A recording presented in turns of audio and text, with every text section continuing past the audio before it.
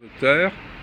Donc ça te travaille ce film apparemment, tu Non, en ouais. parles tout le temps. Alors, donc, moi je prends mon officiel pour ne pas me tromper dans le nom, Oui. mais le film dont je veux parler, c'est le film de Florian Henkel von Donnersmarck. Donnermark.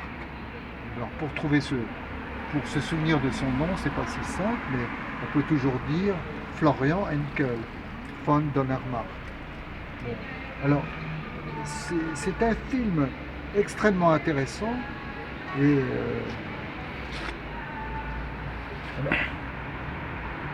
Mais encore. alors, Mm. c'est l'histoire d'une famille et le film commence avec une tante qui promène son neveu dans un musée. Et ce musée, c'est le musée de la dégénérescence de l'art. Mm. Nous sommes en Allemagne. Voilà. Nous sommes en Allemagne en 42, à mon avis. Oui, probablement. Nous Oui. sommes en Allemagne en 42. Hitler est au pouvoir. Je crois que c'est même un peu avant, c'est peut-être même 40. Oui, même. Parce qu'il y a quand même une datation intéressante, puisque tous les handicapés sont gazés. Oui. Au tout début, les premiers gazés, ça a été en Allemagne même, c'est-à-dire les handicapés. Oui. Alors, tous les gens qui avaient même éventuellement des dépressions nerveuses, on leur demandait si oui ou non ils avaient une ascendance de déprimés, parce que l'ascendance des déprimés était tuée aussi.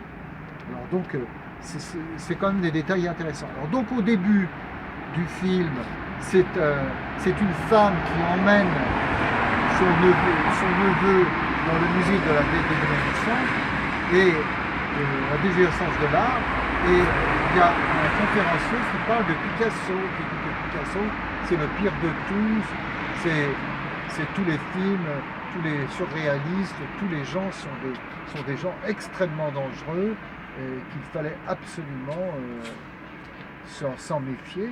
Et dès le début, on voit cela et en fait, la tante est très sensible à l'art, tout simplement à l'art, et il dit au petit gamin de ne pas faire attention à ce que dit le conférencier. Et même, elle fait quelques preuves, puisqu'un jour elle se déshabille, elle joue du piano, et son neveu le regarde bizarrement. Ensuite, elle se tape la tête parce qu'il y a du sang qui coule, parce qu'elle veut se montrer qu'elle respire, qu'elle fait quelque chose. Et alors, tout cela va donner de l'inquiétude à ses parents qui vont aller se plaindre à un médecin qui, lui, le médecin, est déjà affilié au parti nazi. Ah. Alors, il va téléphoner, etc. Il va les dénoncer. Voilà, les dénoncer inconsciemment, sans savoir que... Et sa fille est emportée dans une maison. Et tout de suite après, il y a une scène où on voit les nazis qui sont ensemble et qui décident d'exterminer tous les gens qui ont des problèmes physiques ou des problèmes psychologiques. Ça commence comme ça. Et alors, donc, le gamin, on le voit un peu plus tard, et le gamin un peu plus tard, lui, entre dans une académie de l'art, parce qu'il est très sensible, et il a été très sensible aussi à l'enseignement de sa tante. Il est très sensible et il va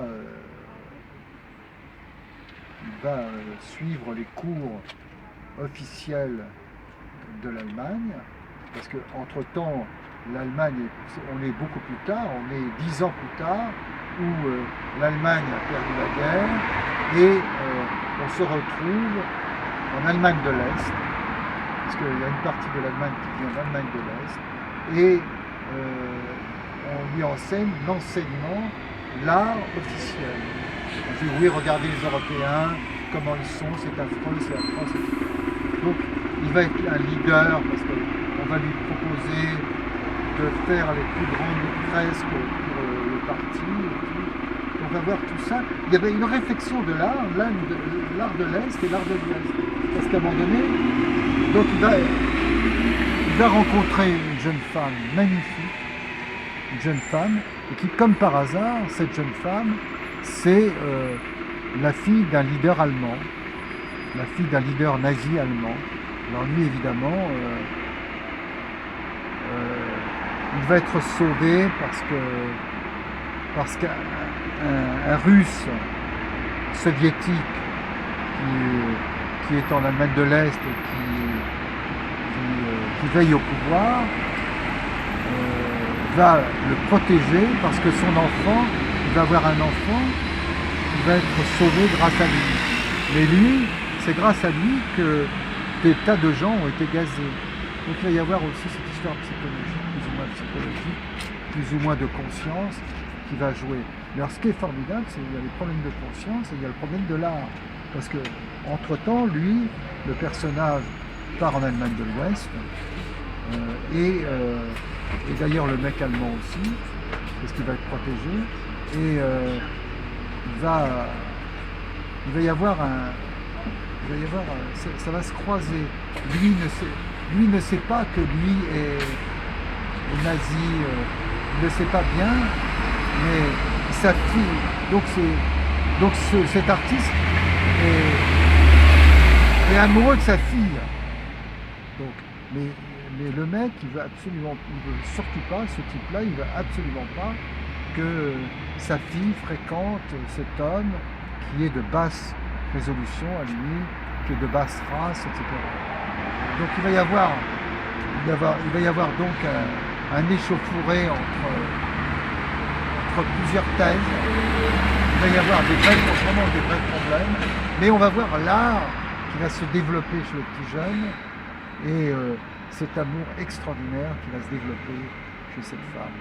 Alors, donc je ne peux pas raconter toute l'histoire, mais ce qui est surtout intéressant, et vraiment passionnant, c'est cette réflexion sur l'art, puisque à un moment donné, ce garçon va sentir qu'il y a un rapport entre le nazisme et le passé et la photo, etc. Ça va être un des leaders de l'école entre la photo et la peinture. Il va y avoir une réflexion sur la peinture et la photo, et surtout entre l'événementiel, le passé et le présent. C'est comment les jeunes aujourd'hui peuvent accepter le présent. Voilà. Donc ça se déroule après la guerre aussi. Hein, ça se déroule pendant avant la guerre, et après la guerre. Pendant, voilà. avant, après. On peut dire de 40 jusqu'à 60. Oui. Donc à 20 années, et le gamin est petit au début, et après... C'est le même acteur ou un autre acteur? Non, parce qu'à un moment donné, le gamin a 10, 11 ans. C'est le genre de film où on change de comédien. Oui. Voilà, on change de comédien. Mais les acteurs sont remarquables, le film est remarquable, il est en deux parties, 1h39 chacun. Ah oui, quand même. C'est formidable. Cela dit, ça ne m'a pas empêché de voir le film de Bergman, Fanny et Alexandre, de le revoir plutôt, oui. En deux parties, mais l'œuvre originale, normalement, fait 2h30, quelque chose comme ça. Et là, c'est un film qui fait 4 heures quasiment. Ouais. Donc, j'ai trouvé très long. Le film, je l'ai trouvé très intéressant, très long. Et là, on parle d'autoritarisme aussi. On parle de l'autoritarisme, du religieux. Le religieux qui peut carrément tuer une famille. C'est d'ailleurs ce qu'essaye de faire le religieux dans ce film-là.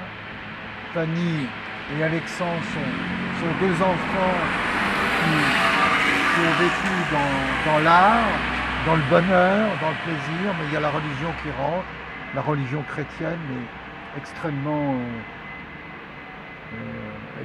puissante, extrêmement fort, et donc ils vont faire l'objet de violences terribles, et aussi de cupidité de la part de cet évêque qui est finalement horrible, plus horrible. C'était un protestant, je suppose. Oui, je crois que c'est ça. Non, c'est un évêque chrétien, je crois. Ah, bon, d'accord. Bon. Peut-être protestant, là. Plutôt un pasteur, plutôt. Oui, c'est ça. Oui, je crois que c'est ça. Mais bon, Fanny Alexandre, c'est un grand film, mais très difficile. Je trouve ce film-là très difficile par rapport à tous les autres films de Bergman. Ah oui. Un peu long. Je le trouve un peu long. Intéressant pour des scènes où on voit de la violence et le rapport psychologique entre l'enfant et l'adulte.